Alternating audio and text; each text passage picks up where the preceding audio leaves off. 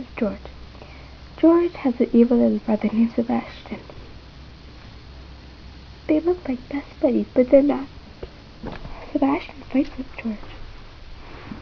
George can't do anything else. He'll get in trouble by Mom. Poor George. But watch George fight back. Sebastian's laying down on the day. George sneaks up.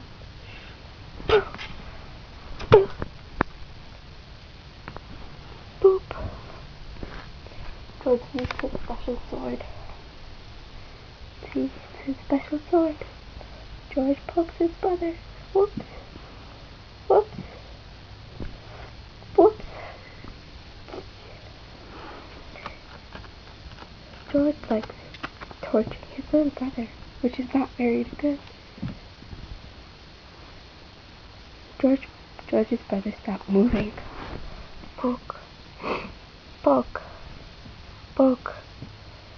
Uh-oh. George is in trouble. George runs. George is gone. George is an evil brother.